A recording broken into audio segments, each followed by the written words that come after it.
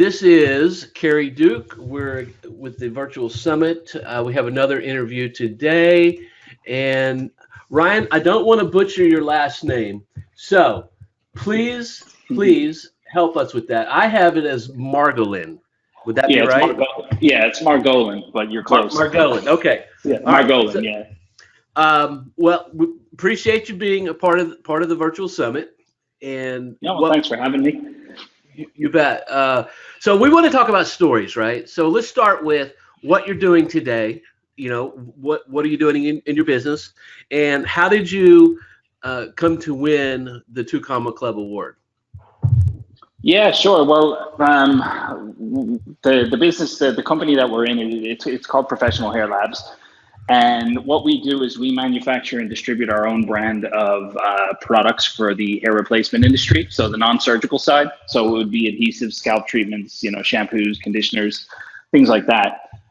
So right now at the moment, where we're at is, we're constantly kind of moving forward, opening new locations. We've just this year, we've just opened up a 10,000 square foot facility in Ireland, and that's where I'm located at the moment. And we're using kind of that as our global hub. And we have our US headquarters in Florida, where we distribute, to the US, Canada, Mexico, Bahamas, etc. So yeah, I mean, that's kind of where we're at the moment. In terms of, your question about the 2 Comma Club, I mean, it kind of goes back. It kind of goes back to the early 90s. So I suppose it'd be good to kind of give you, I suppose, the story behind the company, if that works for you.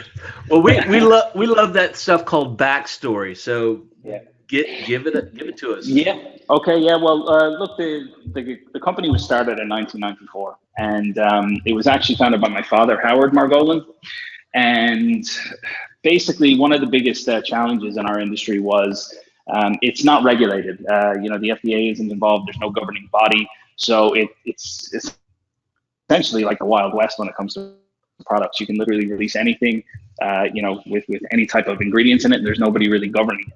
So for years, there was a lot of manufacturers that were making products that had a lot of, chemicals in it, hexane, xylene, toluene, and people were using this on their skin, So in 1994, my dad had the idea of, formulating, a non-toxic, safe for skin, product.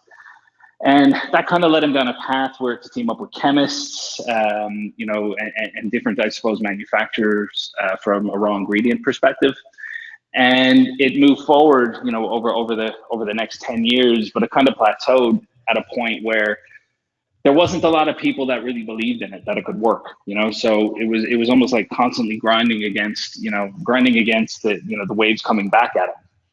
And it eventually hit a breaking point in about 2010. So I joined the company in 2009. And what happened was we took an overall look at the company, the branding, the products, I suppose the messaging, our website, everything. And we just stripped it all back. And we rebuilt the brand, we rebuilt the products, because we had on file this formulation. And it was an adhesive formulation, but we couldn't get the performance we wanted from it because the technology simply didn't exist at that point. So what happened was, when we were speaking to some of our ingredient suppliers, there was an option to test and to use, which we started to do. And there were some changes made to it. And eventually we had the formulation finished, and we launched it in 2010. And once we launched it, we came back with a new brand, a new name, new messaging, new website, direct mail campaigns, and we literally tripled revenue within the space of 6 months. So it was it took kind of a foundation that was already there in the industry, and it just improved it. So when everyone had the chance to test the products and to see that there was another option that was safer, not only safer, it was completely safe for skin. They started to use that. And over time, since then, I mean, we're in 2018 now, so it's been 9 years since then. We've literally just kind of went from strength to strength. And where the 2 Comma Club comes into it was, I mean, we've been using Clickfunnels now for about I don't know, it's got to be 2 years. And when we saw how simple the platform was to use, and it allows us to roll out, different funnels very simply, we were like, hey, listen, this might be the solution, because I could build websites, use WordPress, yada yada yada, but realistically, it takes time to do all that, and the simplicity of the platform is what kind of got me at the beginning. So when we started to use that and see how simple it was to use, we just started to kind of use that as our back end. We would have our main pages on our website, and we would drive that traffic then to funnels. And we just started building our list, building our database, pushing out content, email marketing. And it just kind of grew from there up until the point in 2017 where we hit 1 million in sales for the year. And since then, this year alone, we went from that point to where I think at the end of this year, we're probably going to finish somewhere around the 7 or 8 million in sales. So it really just kind of, the wheels caught and we started rolling with it. And it just expanded to a point where, we have all this opportunity now, below us, and we need to start picking it up off the ground. Amazing story. Amazing. And that jump between 2017 and 2018 is significant. It is, and there was a lot of changes made, to kind of make that jump. We had a lot of internal restructuring. We had new systems that had to be put into place. We kind of moved away from what I would refer to as the mom and pop story to the, culture thing. We're trying to build a culture around the brand, around the product. We're trying to bring people in on the journey with us, because with hair replacement, it's a very sensitive subject. A lot of people who lose their hair either through genetics or through chemo or through whatever, they're very self-conscious about it. And, when they wear hair pieces or wigs, they don't always want somebody to know that they do. And, right. For us, if we can provide the products that they use to attach those wigs or hair pieces, and it keeps them safe, and they're getting the performance that they need, where they don't have to worry about it coming off if they're in the shower or they're going, swimming. It's a big deal for us. It's what we were, it's basically the foundations of what the company was built on, because back before the 90s, see, my mother was a master technician and she got chemical poisoning from all these products. And that's really what brought my father into this side of the industry, because he wanted to make a difference and he wanted to change it, and he has. And now that change is kind of spreading globally, and we're nowhere near finished, but we're making good headway. Okay, I think you said something extremely important. It's right on topic, and that you changed your story.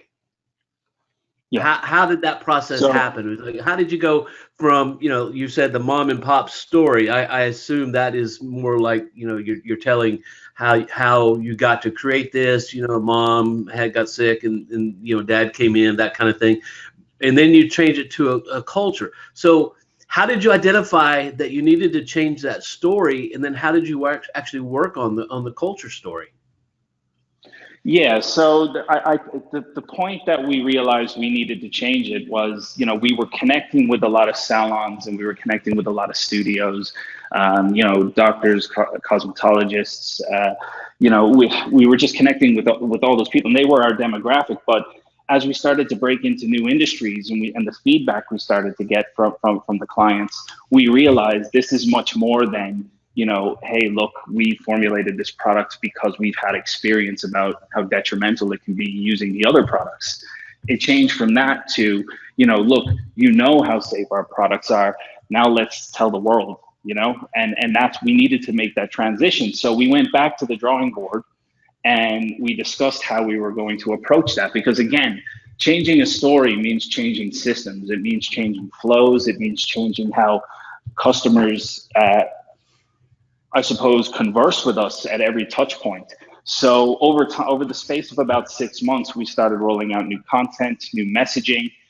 We started calling, some of our salons, our big distributors, and saying, hey, look, this is the direction we're moving in. And we were very open with them as well. We were like, look, the reasons that brought you to want to supply our products in the first place will always remain at the foundations of who we are, but there's a bigger picture here, and we'd love you to be a part of that. Join us on that journey. And since then, all the content that they push out, and the I suppose even the videos, the marketing material that they create, does fall into close line with how we would market ourselves. So we realized then, after we made this change, there was just a lot more response. We broke into markets that we've been tapping on the door for quite a few years, and we weren't getting where we wanted to go. But after we changed this messaging, the doors just opened wide open. And we're still trying to figure out whether it's a difference where people see it differently from a mom and pop business to more like just a larger company. We're trying to figure out still what the perception is there and why that change was made. We just knew we needed to make it. Well, sorry, we didn't know we needed to make it. We knew we needed to do something, and this is just what we chose to do, and it seemed to work. Okay. I really like that. Now the thing that you said, the first thing that you said was from feedback. All right. So yeah. Did you go and ask your audience what they wanted before you started making those changes? No, we didn't, because it was like, without like sounding arrogant, we had to take the approach of, we knew what they wanted. They just didn't know yet, because we knew we had a product that would perform for them, but they were so used to using certain other products that we needed to really, we just needed to open a few doors so we can actually get that product to them and show them that. So we did a little bit of, influencer marketing. We reached out to people on social media and said, hey, look, we'll send you this packet. Can you do this? Can you do that? And, record some videos, or, do a little bit of placement. And that did actually work. And they basically started buying from some of the other distributors, because we're a B2B company. We don't supply direct to public. Right, so right. It was better to, pass that traffic through our different distributors and our different channels, and build the brand that way. That played a good part in getting the ball rolling. But then after that, it was just more so, keeping in constant contact with these new suppliers and distributors that were coming through, and just letting them know that, look, this is, if you come on board now. And we did even give some incentives for, some of the first big distributors that came on board, for that specific industry. And it just worked very well.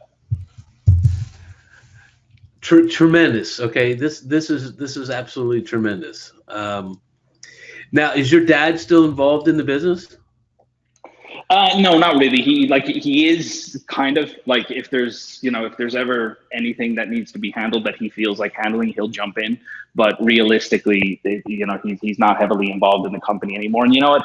He doesn't need to be. Like the foundations and the systems that we've built. And with the help of of other people as well, we put a really solid operational foundation inside the company, that we're still trying to navigate through. But for every gap that we fall into, there's 5 that were closed behind us. So we're progressing as we go along. Each opportunity brings its own new challenges, right? And it absolutely does. But you know what?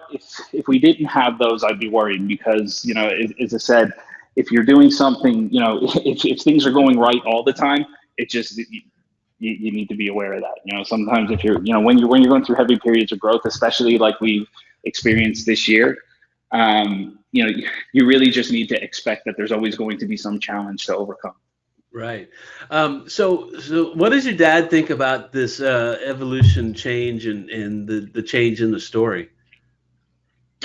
To be honest with you, he's at a point now where he's not. He just goes with the flow. I mean, he made the decision to put the forward pace of the company in others' hands. So he's happy enough with everything that's going on. His message is out there now. I think ultimately for him, it was originally about the story because it was his wife, my mother, who was sick. But now he realizes the impact that it's making by the changes and the transitions we've made. So I think he's ultimately just as happy, even though that story isn't really a part of our messaging anymore. Yeah, I mean, I just know how the prior generation, i.e., dads, seem to hang on very tightly to what they created and are so resistant to change. Yeah, and you know what, and that was a big thing for 10 years. I mean, for the first 10 years of the company's, or 15 years of the company's existence, there was a lot of that sort of mentality and mindset within the company that stopped it from progressing the way it should have.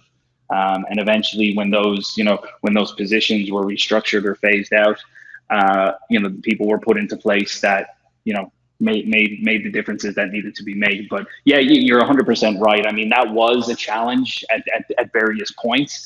But it just got to a point where you know I suppose the freedom was given to make those choices and changes, and when they showed positive returns and positive impact, uh, it just became a natural thing. Just go do your thing.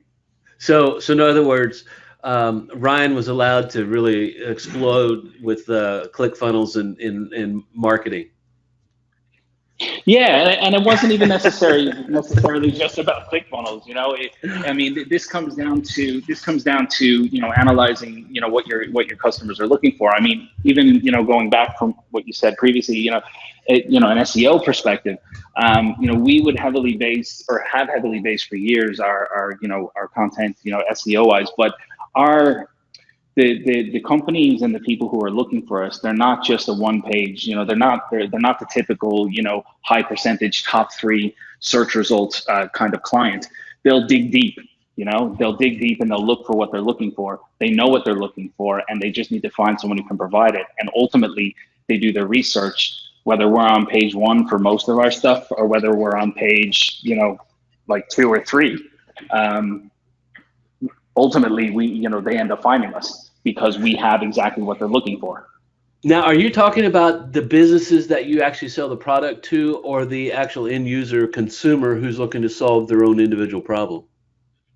Both. So our website faces as it's a front facing portal for both professionals and for end users. So basically, no matter what type of individual you are, whether you're looking for professional use or personal use, our website is the portal to find that information, and we handle all B2C customer service for our clients as well. So because we're the ones who know it, and we can train all day long, and we do provide very good training. But ultimately, there are questions that will be had that our customers can't answer, and their customers need the answer, so they come directly to us.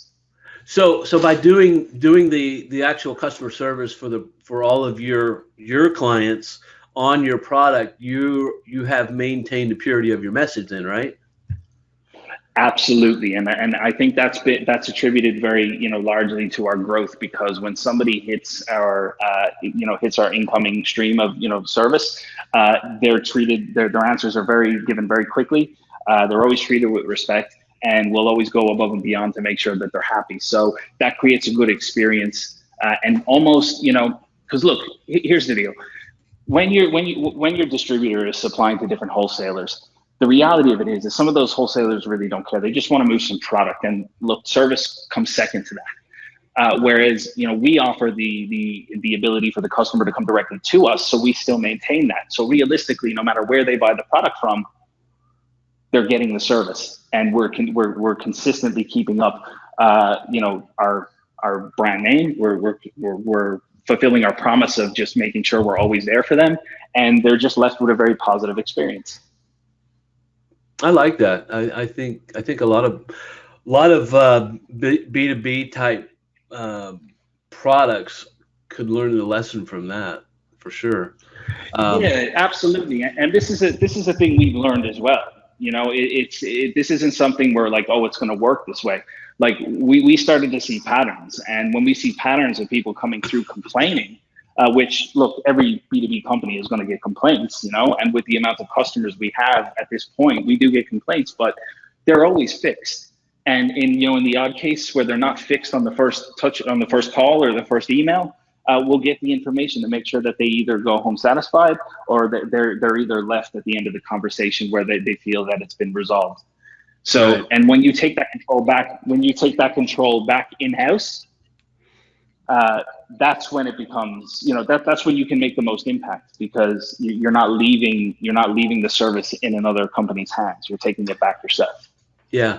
Now you said earlier that your product is kind of one that I guess most end users are going to be men. That it's not something that they want to go brag about. It's like I've got this hair issue and I don't want to. I see it kind of like lawyers with bankruptcy clients.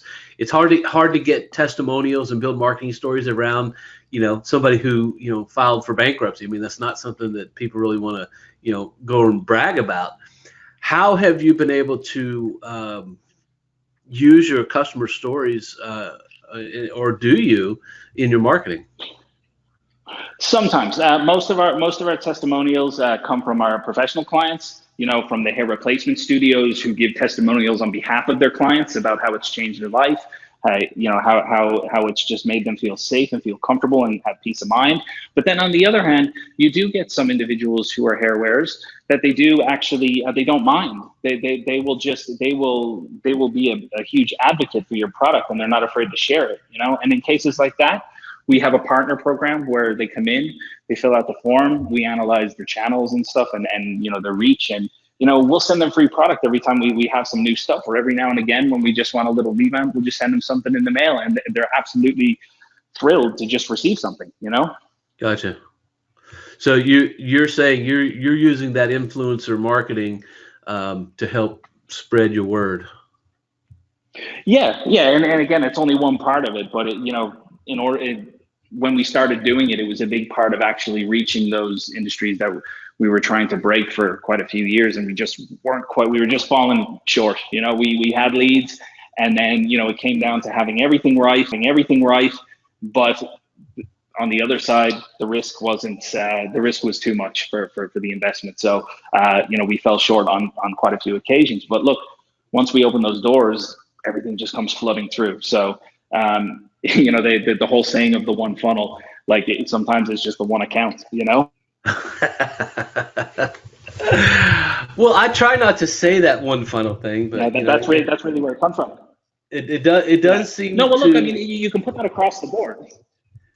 You can put it across the board. It doesn't have to be one funnel. I mean, you look at the one funnel, yeah, you get your 2 comma club from the one funnel, but the reality of it is that can go across the board. It could be one phone call. It could be one account. It could be one thing. It could be a sentence. It could be a conversation. It's just that one thing to just open something, and the rest comes tumbling after, as they say, as long as you're keeping up with the pace. Right. So I think there's a lesson for those who haven't reached that level of success that they want yet, is that you don't know when that one thing is going to happen. I don't think you can tell. Not like, and like, you're not going to look at something. I mean, you're going to look at anything you're doing and going, yes, I'm absolutely 100% passionate about what we're doing here. I think this is the way to go. But realistically, unless you have big data behind it, you're not going to really always know. And, again, it just comes down to the thing, just get it done and, try it. And if it doesn't work, it doesn't work. You move on and you reassess. But if it works, man, I'll be the very one to tell you it's just phenomenal. What happens after that. It can be stressful at times, and there's a lot of changing and shopping and moving and pivoting. But you know what? I'd rather that than still trying to be banging at the door. Yeah, absolutely. All right, so this leads me to this question. All right. No, Sure. I forewarned you about this question, but what is the one thing, okay, that you would say to those who haven't reached that level of success that they wanted, no matter however they define it? What's that one thing that, from a story perspective, you would suggest folks do? From a story perspective, well.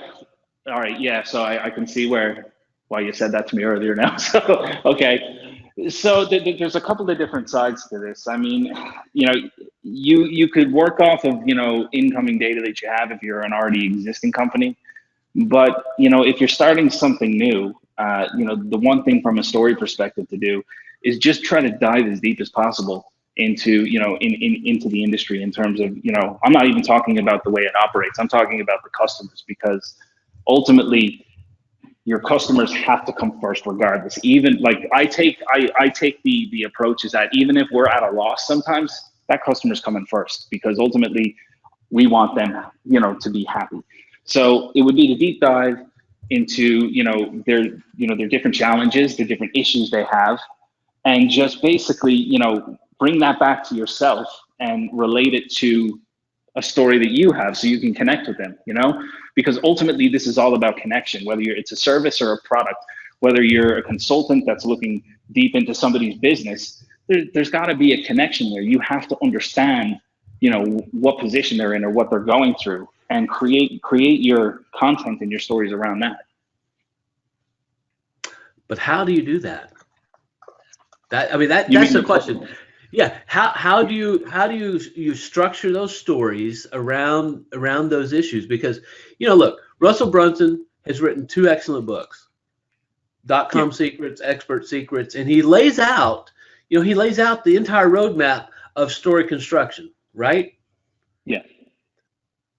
He also has a product called Funnels. He has this product called Funnel Scripts that helps you take that information and put it into, let's call it a recipe.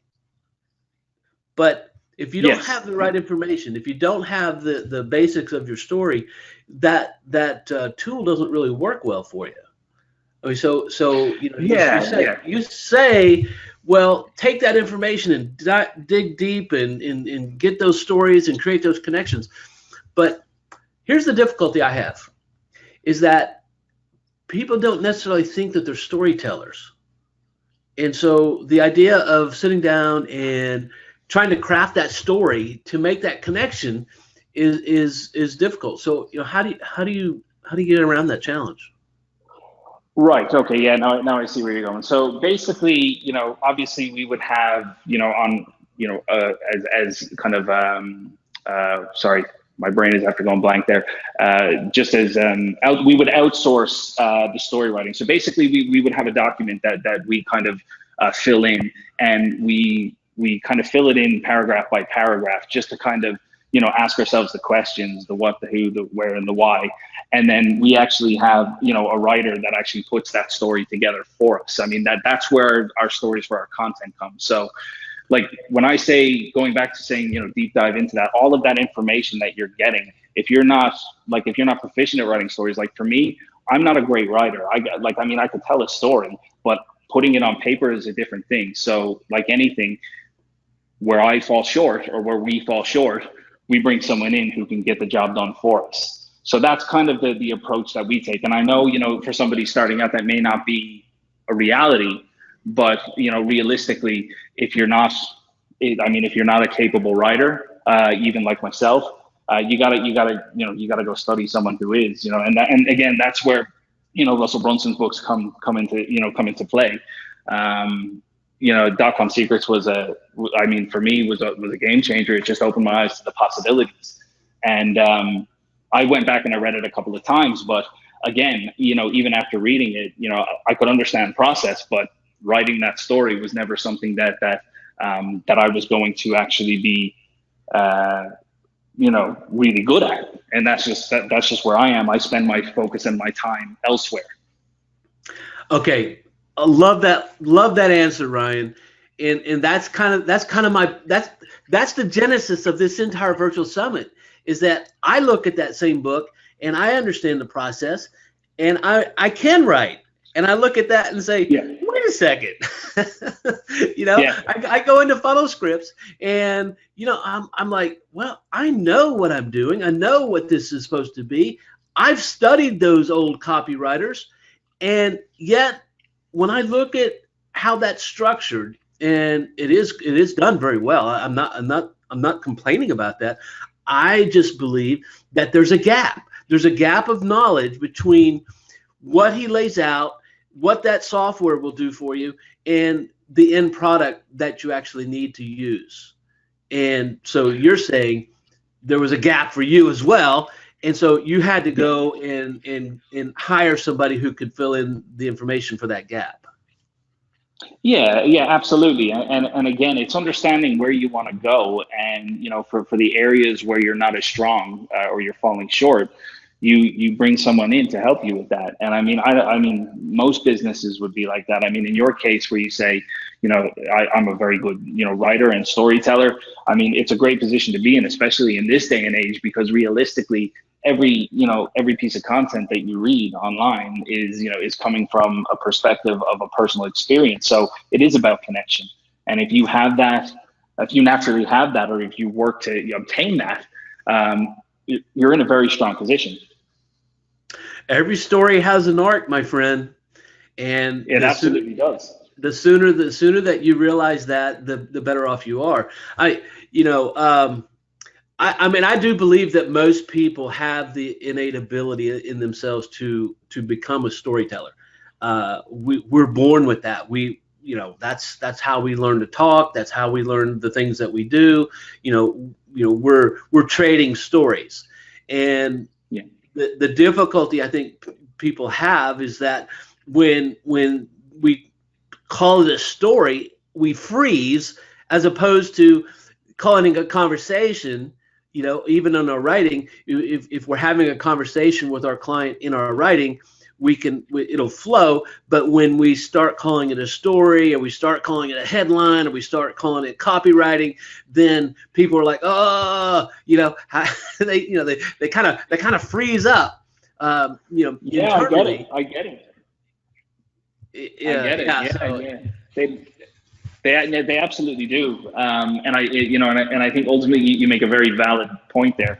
A conversational piece between two people, or a conversational piece, between yourself and a camera, you can flow all day long. But when you start referring to it as a story or a headline, or whatever you want to refer to it as, yeah, you become jumbled. Then you're like, okay, well, what do I do? But ultimately, it just comes down to just getting your story on audio, on paper, on whatever it is, and either working through it yourself, or handing it over to say, look, this is the message we need to create, and this is what we need to put out. right, and I think that's excellent advice, because so many of the two comma club award winners, the one of the central tenets seems to be, I hired somebody to fill this gap of knowledge, or and maybe it's or I hired a mentor, I hired a coach.